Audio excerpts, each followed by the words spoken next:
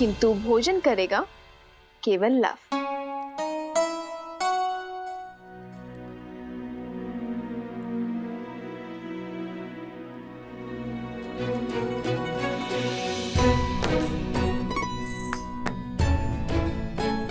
किंतु तुम्हारे दंड का क्या? तुम भोजन नहीं खा सकते। मैंने तो सिर्फ मुंह खोला था, किंतु ग्रास तो माता ने खिलाया है। दंड में मुंह खोलना अपराध थोड़ी ना है ना? है ना? है ना? है ना? मैंने क्षमा किया तुम दोनों को।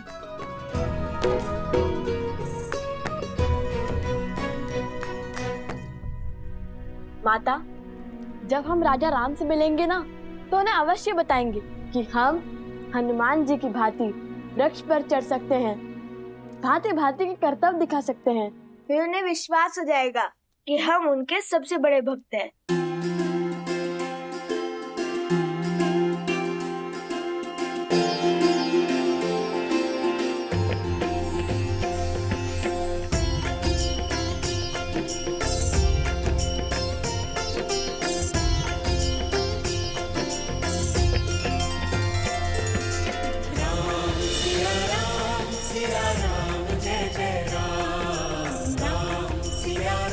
बस आस है तो उस दिन की जब ये आपसे मिलेंगे अपने पिता और आराध्या से।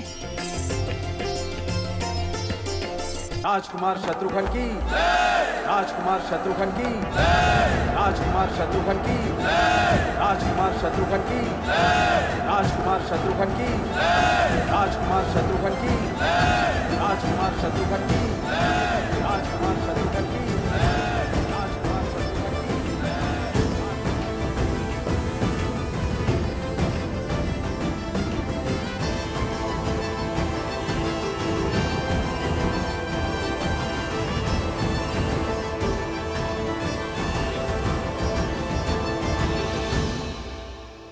राजकुमार शत्रुघ्न नहीं, मधुपुरी का राजा शत्रुघ्न कहो।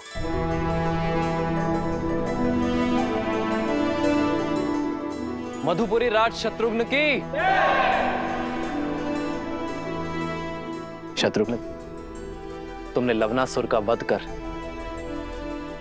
असुरी सोच के प्रसार पर विराम लगाया है। वो सोच जो ऋषियों को अपमानित कर, निर्दोषों को दंडित कर, घरों और मंदिरों को अशुद्ध कर संतुष्टि पाते हैं। बीते 12 वर्षों में आप चारों भाइयों ने समस्त आर्य भूमि में प्रशंसा और सम्मान अर्जित किया है। अब समय आ गया है कि रघुवंश का सूर्य ध्वज पूरी सृष्टि में लहराए, जिसे देख हर असुर और आसुरी सोच भयभीत हो जाए। और इस सपने को पूरा करने के लिए हमें रासु यज्ञ करवाना चाहिए भैया।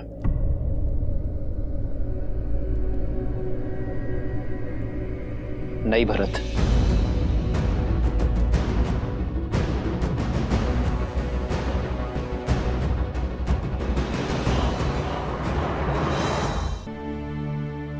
राजसूय यज्ञ अर्थात हर राज्य का राजा बन जाना, हर राज्य का राजा हमारे आगे नतमस्तक हो, बल से हमारी सत्ता स्वीकार करे। किंतु ये मुझे स्वीकार नहीं है भरत।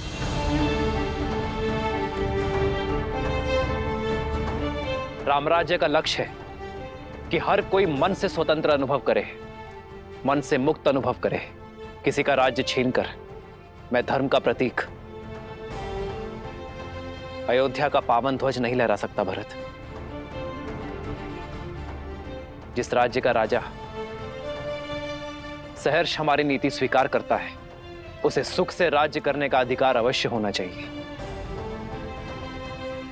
हमें केवल मित्रता और संधि की चाह है, और इसलिए मैं राजसूय यज्ञ के लिए सज्ज नहीं हूं।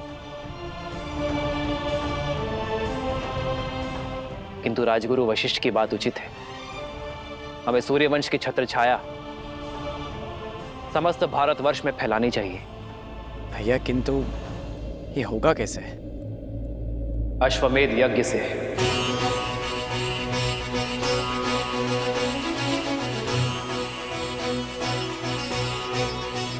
महाराज के कहने का तात्पर्य कि जो भी राज्य हमारे यज्ञ के अश्व का श्रद्धा पूर्वक स्वागत करेगा,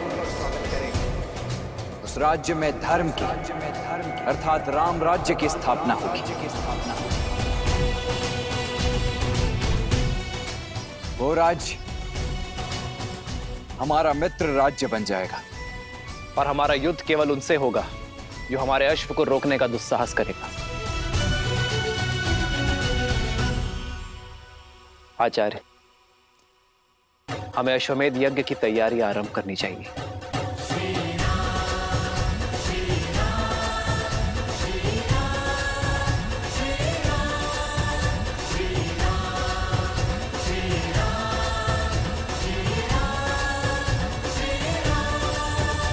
महाराज के कहने का तात्पर्य कि जो भी राज्य हमारे यज्ञ के अश्व का श्रद्धा पूर्वक स्वागत करेगा, उस राज्य में धर्म की अर्थात राम राज्य की स्थापना होगी। और हमारा युद्ध केवल उनसे होगा जो हमारे अश्व को रोकने का दुस्साहस करेगा। आचार्य, हमें अश्वमेध यज्ञ की तैयारी आरंभ करनी चाहिए।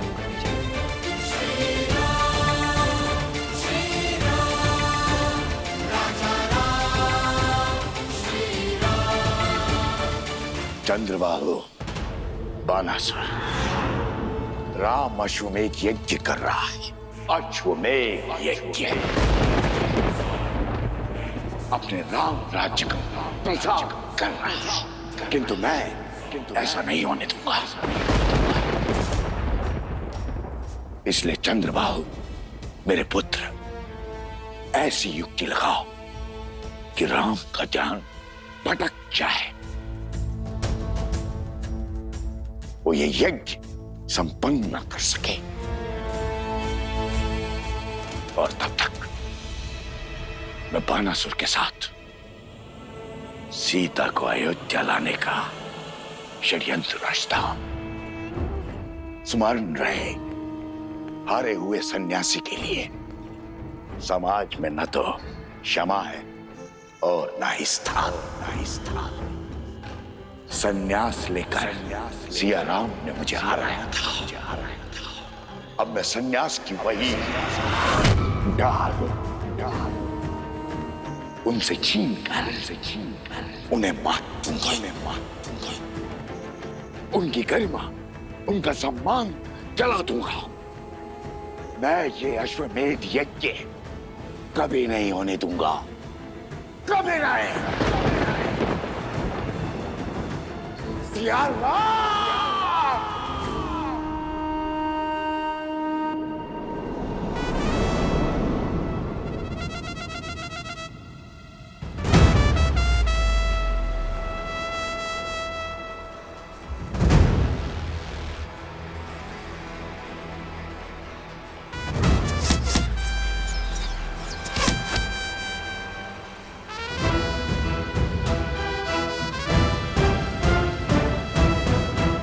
इसमें कौन सी बड़ी बात है लवकुश? ये तो साधारण विद्यार्थी भी कर पा रहे हैं। यदि सत्य में तुम धनुर्धारी हो, श्री राम जी के सबसे बड़े भक्त हो, तो मेरी चुनौती पूरी करो। फिर हम मानेंगे कि तुम उत्तम धनुर्धर और सच्चे राम भक्त हो। क्या है चुनौती? अभी बताता हूँ।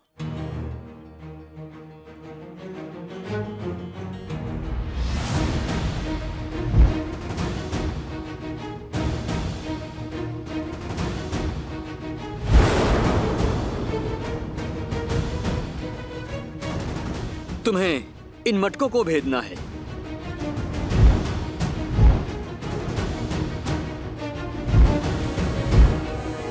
बोलो, भेद पाओगे इसे?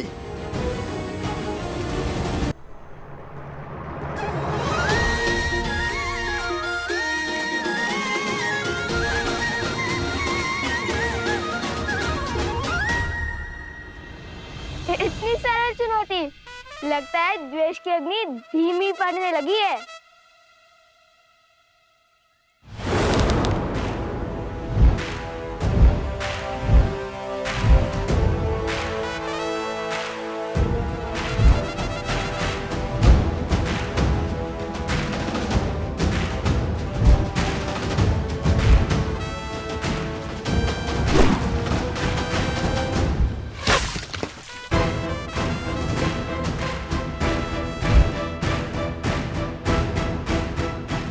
बस इतना ही सामर्थ्य है। बंधु, तुम बहुत अधीर हो, पूरी बात नहीं सुनते। चुनौती एक प्रहार से 3 मटकों को फोड़ने की है। स्मरण है ना राम भक्त, किष्किंधा में कैसे रामचंद्र जी ने एक साथ 7 वृक्ष भेदे थे।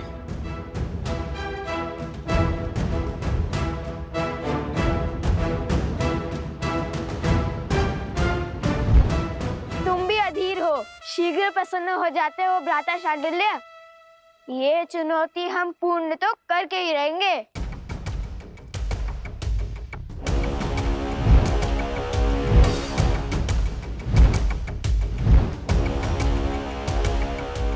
चाहिए भैया, भेज दीजिए। हाँ हाँ, भेज दीजिए मटके। वैसे ही जैसे प्रभु राम ने वो सारे वृक्ष भेदे थे। मैं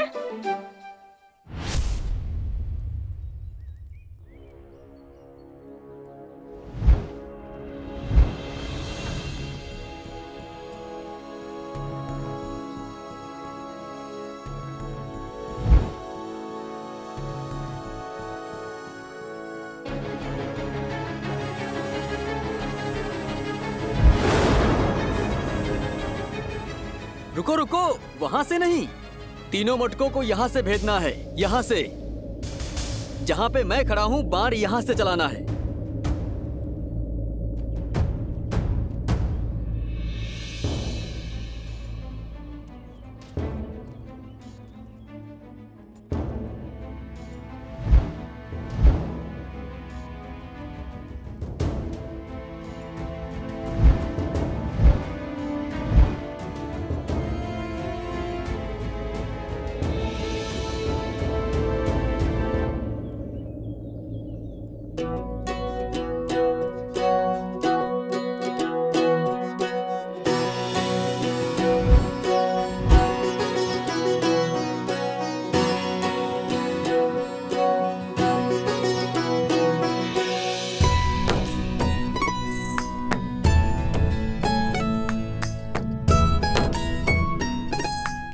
अब ये कहाँ चले?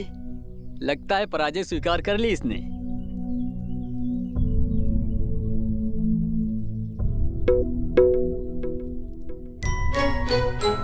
ओह, समझ गया।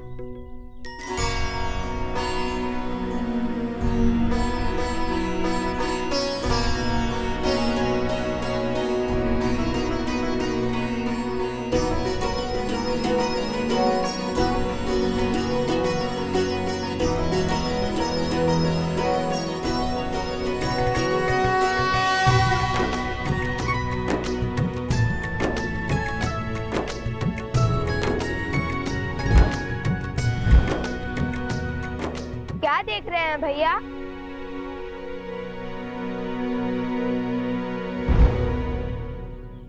यही कि राम नाम से हर कठिन कार्य सरल हो जाता है। ध्यान से देखो,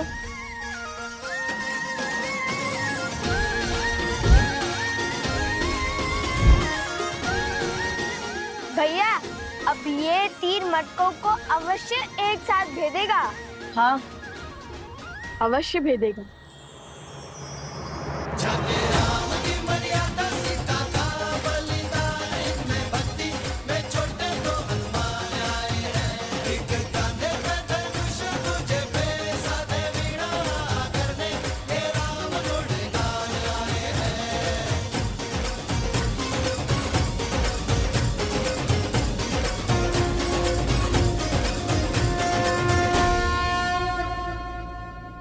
हमारे मित्रों को हमारी राम भक्ति पर संदेह है।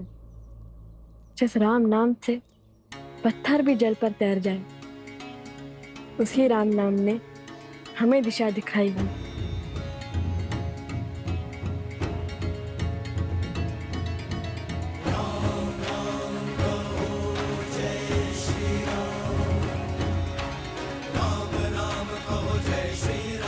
राम सर पे हो रघुवर का हाथ तो हर दुविधा आसान होगी। तुम वीर पुरुष, तुम पराक्रमी, तुम मर्यादा के हो स्वामी, साथ तुम्हारा इस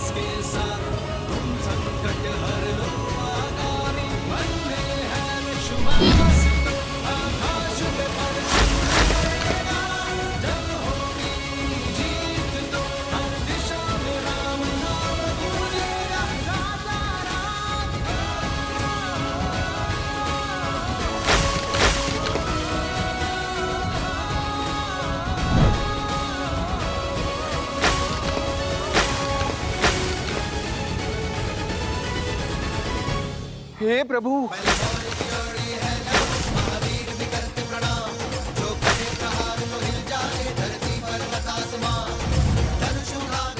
अरे कोई रोको उस तीर को, देखो।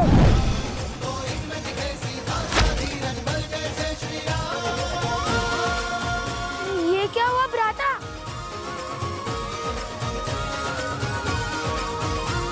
अरे मटके! कितना जल बह रहा है। कोई रोको इस तीर को, सारा पानी बह रहा है। चुनौती वृक्ष पर लटके 3 मटके फोड़ने की थी, तुमने तो आश्रम के सारे मटके फोड़ दिए। इस अपराध का तो घोर दंड मिलेगा तुम्हें। मैंने क्या, पूरे आश्रम ने देख लिया। सच्चे राम भक्तों का पराक्रम। अब लगता है वन देवी का पराक्रम तुम दोनों पर बरसेगा।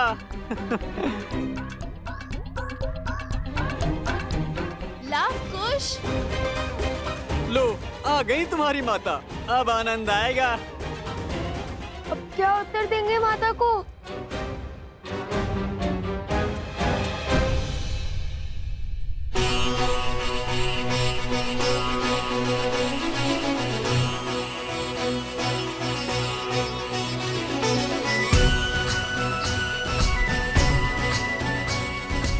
अश्वमेध यज्ञ के विधान के अनुसार ये वेदी 4 अंगुल और ऊंची होनी चाहिए।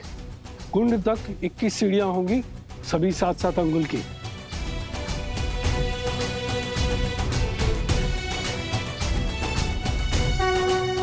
प्रणाम ऋषिवर। कल्याण मस्तु ऋषिवर। आप सबका कोटि कोटि धन्यवाद ऋषिवर। इस यज्ञ की सज्जा के लिए पधार कर आपने अयोध्या पर बहुत बड़ा उपकार किया है।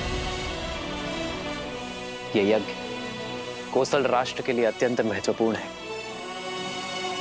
मुझे विश्वास है ऋषिवर कि आपके सामर्थ्यशील मार्गदर्शन में इस यज्ञ में कोई त्रुटि नहीं होगी, प्रत्येक कार्य विधिवत होगा। ये हमारा सौभाग्य है श्री राम। हर ओर राम राज्य का ध्वज लहराए। धर्म केवल कौशल में न रहकर सारे आर्यव्रत में विस्तार करे। इससे शुभ और कुछ नहीं हो सकता। और ये हमारी सेवा नहीं, पावन तपस्या है। इसमें भाग लेना ही स्वयं में एक तीर्थ है। मानचित्र राजन, ये यज्ञ वेदी का मानचित्र है। इसमें हर वेदी पर भगवान विष्णु के चरण चिन्ह बनाए जाएंगे।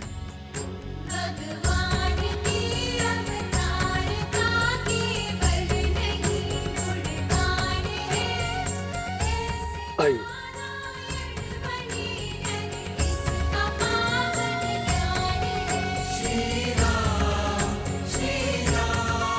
और यहाँ विराजमान होंगे यजमान अर्थात आप, और वहां आपके वामंग में महारानी का स्थान होगा।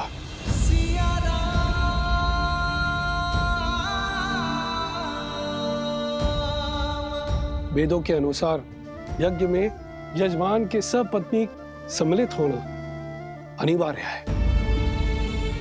बिना युगल आहुति के न यज्ञ पूर्ण होता है और ना ही उसका फल मिलता है। आपकी और महारानी की आहुति की शक्ति ही साम्राज्य में सुख और समृद्धि को बढ़ाएगी। राम सिया राम सिया राम।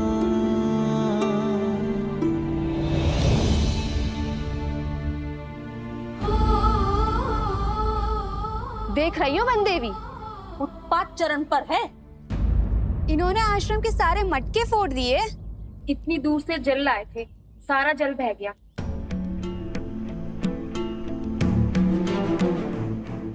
लवकुश, ये कैसी उद्दंडता है? क्यों किया तुम दोनों ने ऐसा? उत्तर दो।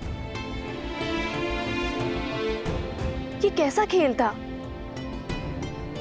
जो भी हुआ उसका उत्तरदायित्व हमारा है, परंतु ये कोई खेल नहीं था, चुनौती थी। गुरु भ्राता शांडिल्य ने कहा था। वन देवी, मैंने केवल 3 घड़े कहे थे फोड़ने के लिए, सारे नहीं। आप चाहे तो इनसे पूछ लीजिए। हाँ वन देवी, बात 3 घड़ों पर ही लक्ष्य साधने की हुई थी। लव कुश, माता वो शक्ति अधिक लग गई। तुम्हारी इस अधिक शक्ति के कारण आश्रम में एक भी बूंद जल नहीं है। अब तुम दोनों का यही दंड है कि तुम दोनों पूरी रात्रि जागकर आश्रम के परिवार वालों के लिए नदी से जल भरकर लाओगे।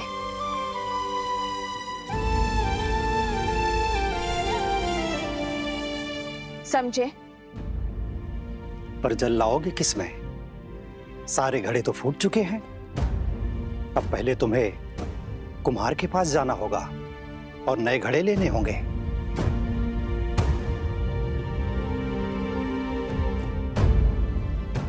जी माता।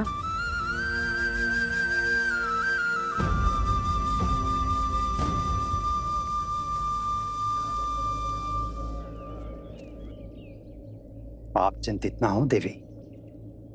कुछ व्यक्तियों की दृष्टि में यह उद्दंडता है, पर सीधा देखा जाए तो श्री राम नाम की महत्ता की गूंज छुपी है इसमें। इस परीक्षा ने यह सिद्ध कर दिया कि राम नाम की शक्ति में इनका विश्वास कितना दृढ़ है।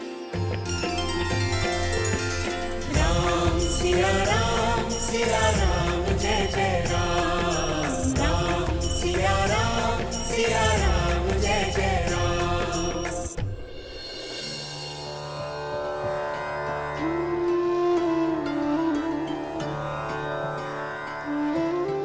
ये लो, ये भी ले जाओ।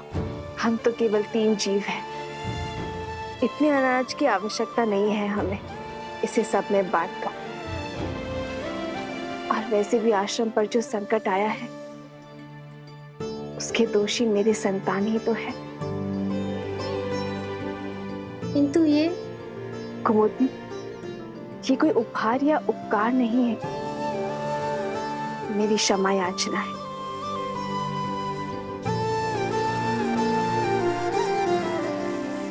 दोष तो शांडिल्य का भी था ना, उसने ही उकसाया दोनों लवकुश को, और फिर बड़े होने के नाते उसका उत्तरदायित्व भी तो अधिक है। दंड केवल लवकुश को क्यों वन देवी?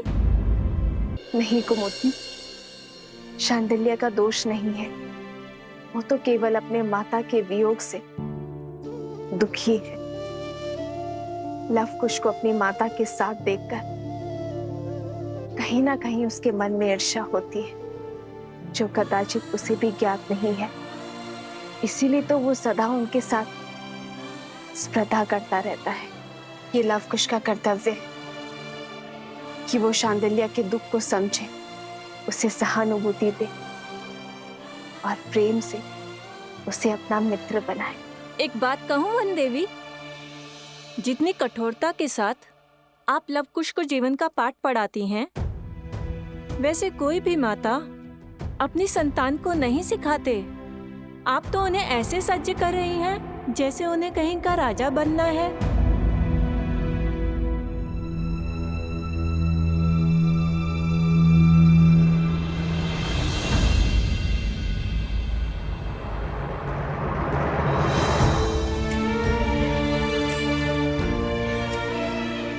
अब इसे मैं कैसे समझाऊं आर्य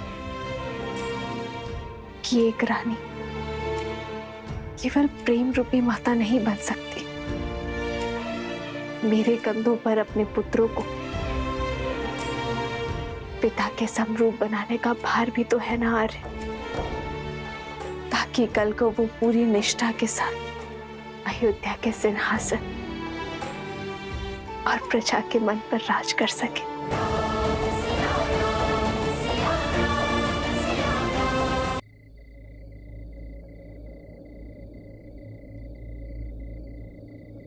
राम। आचार्य,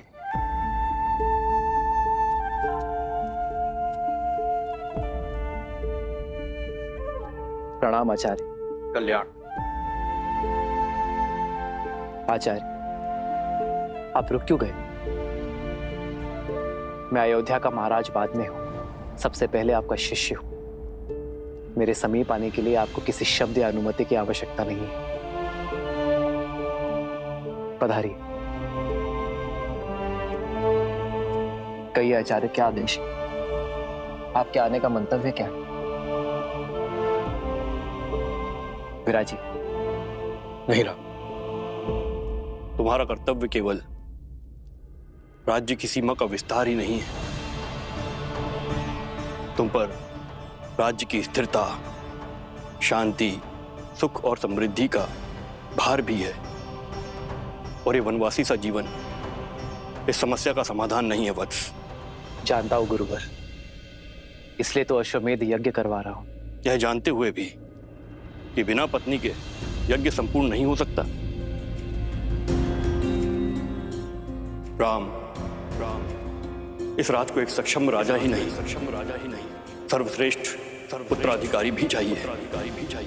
ये भी तुम्हारा ही कर्तव्य है, और उसके लिए तुम्हारे साथ तुम्हारी अर्धांगिनी का होना अनिवार्य है।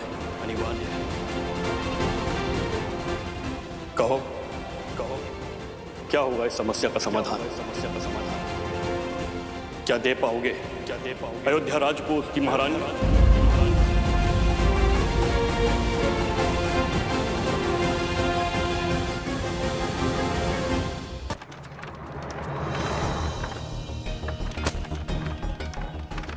कुम्हार जी, हमें इन सब के बदले में घड़े चाहिए। हाँ हाँ, शीघ्र दीजिए। आश्रम के सभी मटके फूट चुके हैं। वो तो ठीक है, परंतु ऐसा हुआ क्या? कोई भूचाल आया था कि आश्रम के सारे घड़े एक ही दिन में टूट गए? भूचाल ही समझिए। कुछ उद्दंडी बालकों ने उपद्रव मचा रखा है आश्रम में। नए घड़े तो मिल जाएंगे, पर उनके बदले इतना अनाज चला गया। अब खेतों में और अधिक परिश्रम करना पड़ेगा। हाँ बहन, इस वर्ष की फसल बहुत ही परिश्रम मांगेगी। बालकों की उद्दंडता पर अंकुश रहना चाहिए। कब समझेंगे कि जब कोई बिना विचार किए कार्य करता है तो परिणाम पूरी समाज को भुगतना पड़ता है।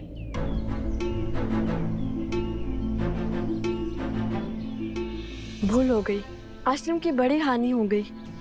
अब सबको आश्रम में हमारे कारण और परिश्रम करना होगा। हमें भी तो नदी तक जाना है और पूरी रात्रि जल भरना होगा। मुझे हमारे परिश्रम की चिंता नहीं है। वो तो हम कर ही लेंगे। मुझे चिंता है माता की। हमने उनका मन दुखाया है। न जाने वो हमें क्षमा करेंगे भी या नहीं।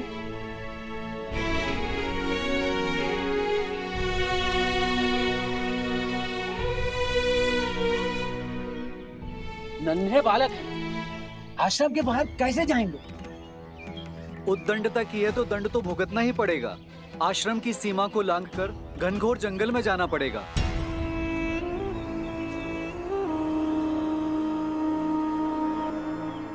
आज नहीं तो कल कोई तो इस आश्रम की सीमा लांघेगा ही, और उसे सीढ़ी बनाकर मैं पहुंचूंगा सीता तक।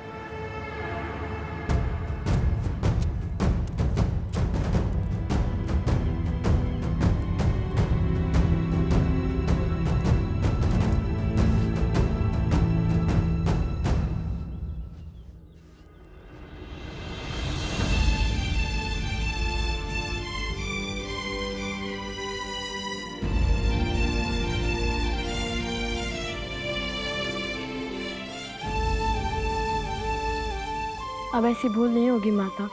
हमें आशीर्वाद दे कि हम अपना प्रायश्चित पूर्ण कर सकें।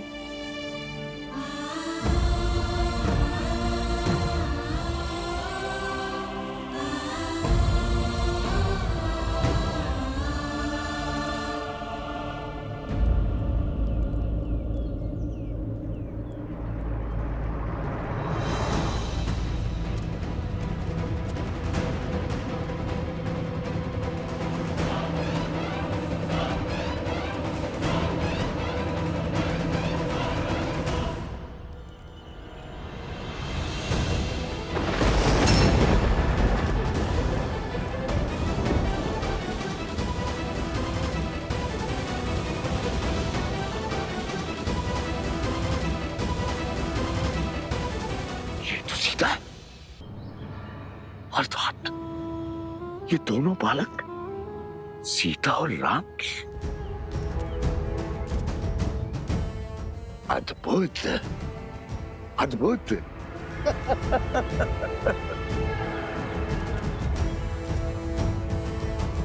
12 वर्ष की प्रतीक्षा अंततः समाप्त हुई। आज सीता भी मिल गई और राम को परास्त करने का अस्त्र भी। अब आएगा आनंद। राम राज्य की नींव को राम का ही बीज बिखेरेगा। इसे कहते हैं प्रहार। हाथ भी राम की और काल भी राम का। माता आश्रम में है तो क्या हुआ, पुत्र तो आश्रम से बाहर आ गए। अब यही दो कोमल कोमल बालक मुझे सीता तक बचाएंगे। राम, सिया राम। परंतु भ्राता, जैसे दोषी हम हैं, वैसे दोष धनुष और बाण का भी तो है। 3 मटके को फोड़ने को कहा था, उसने तो सारे आश्रम को जलमग्न कर दिया। धनुष और बाण साधन है कुश, और साधन में बुद्धि नहीं होती। लक्ष्य प्राप्ति के लिए बल और बुद्धि साधक का होता है, इसलिए बुद्धि का उपयोग मनुष्य को ही करना होता है। वाह वाह, ज्ञानी हो भैया। ज्ञानी नहीं, महाज्ञानी हूँ। यदि महाज्ञानी हो तो अपनी बुद्धि का प्रयोग पहले क्यों नहीं किया? सारे मटके तोड़ दो बोल दिया। क्योंकि हमारा मार्गदर्शन राम नाम ने किया था कि लक्ष्य कैसे साधें, और लक्ष्य साधने के लिए शक्ति उतनी ही लगनी चाहिए जितनी उसकी आवश्यकता हो। और यही सीख श्री राम का नाम लिखे बाण ने हमें बाद में दी है। मार्ग तो वो बताते हैं, हम तो केवल अनुभव से सीखते हैं।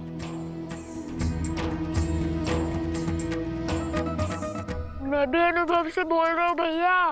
भूल हो गई, अब नहीं बोलूंगा।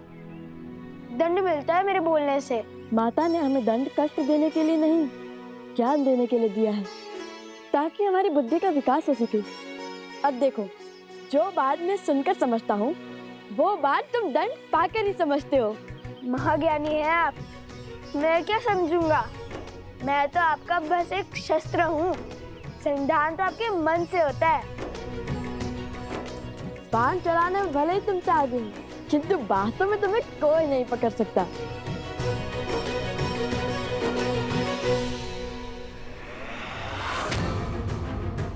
सीता तक पहुंचना है तो उसके पुत्रों को वश में करना होगा।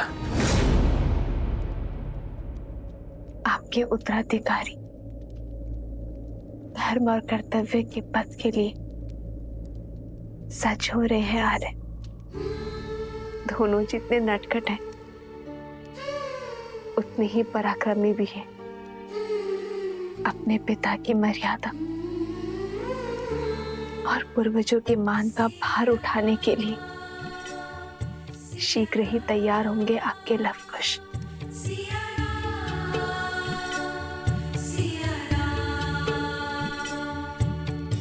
दोनों एक हैं, बस यही सच है। राम लक्ष्य और राम ही पथ है। विरह की आग में जले सिया राम। एक है तन और एक है प्राण। इस रात को एक सक्षम राजा ही नहीं, सर्वश्रेष्ठ उत्तराधिकारी भी चाहिए। क्या दे पाओगे अयोध्या राज को उसकी महारानी? आपको तो भोजन खिला दिया है, किंतु हमारे दोनों पुत्र भूखे होंगे और कुश को तो बहुत अधिक भूख लगती है आर्य।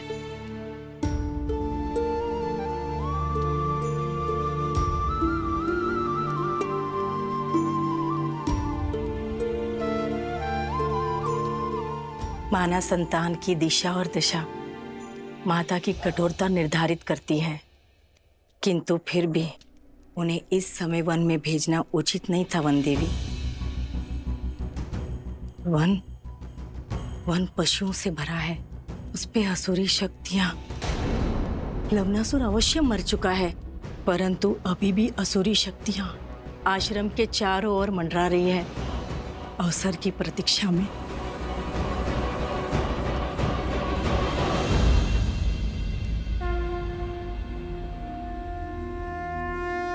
गणेश, पूछो पुत्र, क्या प्रश्न है मन में? यज्ञ तो मन की, राज्य की, समाज की शांति के लिए किया जाता है ना? फिर उसमें बैठे राजा के लिए पत्नी का साथ क्यों अनिवार्य है? श्री राम तो स्वयं नारायण है, वो यज्ञ से नहीं, यज्ञ उनसे पवित्र हो जाएगा ना? ये बताओ गणेश कि जीवन का आधार क्या है? संतुलन। तुम्हारा उत्तर सर्वथा उचित है गणेश। ये संसार, ये प्रकृति संतुलन पर ही आधारित। जैसे दिन को संतुलित करती है रात्रि, बुराई को संतुलित करती है अच्छाई, वैसे ही पुरुष को संतुलित करती है स्त्री। किसी भी यज्ञ का उद्देश्य और फल तभी प्राप्त होता है जब उसमें दी गई आहुति संतुलित। इसीलिए यज्ञ में या जीवन में पुरुष के साथ स्त्री का होना आवश्यक ही नहीं, अनिवार्य भी है।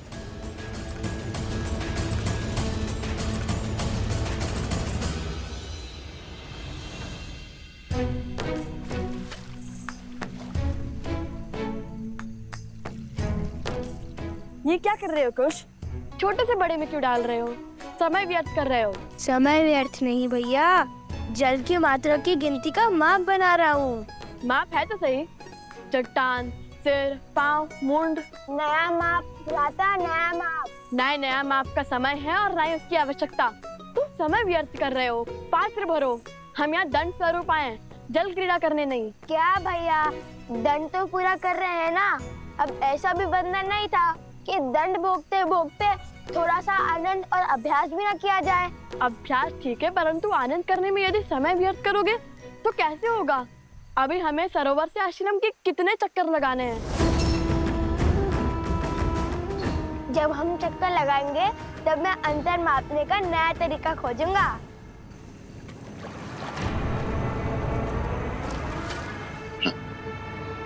कितने अबोध है ये दोनों बालक। पुनः आश्रम नहीं पहुंचेंगे तो माता को तो ढूंढने बाहर आना ही होगा।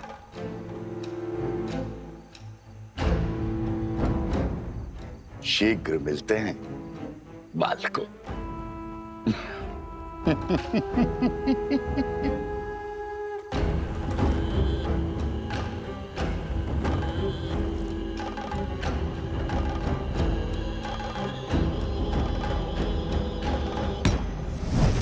क्या आदेश है राक्षस श्रेष्ठ? किसे सताना है? रहोगे राक्षस के राक्षसी। कभी तो पुण्य का काम किया करो। यहाँ दो सुंदर कोमल अबोध बालक आए हैं और थके हुए भी हैं। उन्हें अपनी शक्ति से निंद्रा दे रहा हूं। बाकी का काम हम स्वयं करेंगे। जाओ।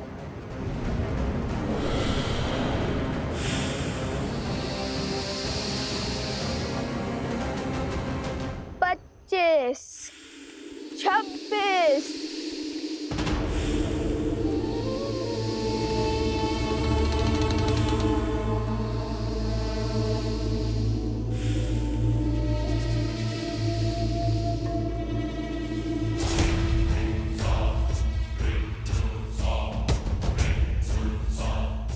सत्ताईस, 28। ये क्या कर रहे हो कुश? बताया तो था, अंतर गिनने का नया तरीका। पहले भूख, अब ये निद्रा। कुछ भोजन मिल जाता तो कितना अच्छा होता। नहीं, 41। जब तक कार्य पूर्ण नहीं होता तब तक ना ही हम भोजन कर सकते हैं और ना ही निद्रा ले सकते हैं। नहीं तो माता के मन को ठेस पहुंचेगी। चलो चलो मैं तुम्हें वो प्रसंग सुनाता हूँ जिसे सुनकर तुम्हें सदा हंसी आती है कि कैसे हनुमान जी ने अपनी पूंछ से लंका में आग लगाई थी। सुनाओ सुनाओ। यदि रोकूंगा तो आप रुकोगे तो नहीं, सुनाई दीजिए।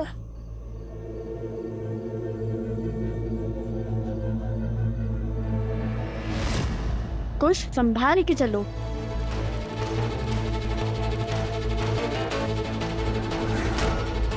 कुश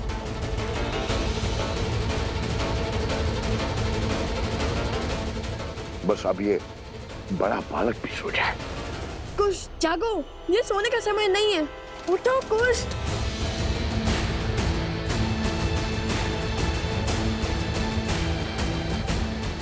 कुश जागो, कुश।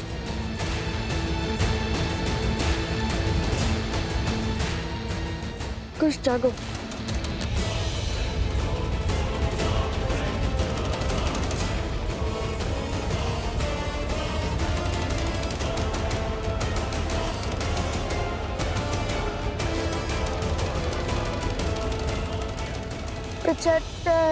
गिनती बोलने की जगह श्री राम का नाम लो, भूख भी मिट जाएगी और निद्रा भी। चलो बोलो राम। श्री राम। 75 श्री राम 76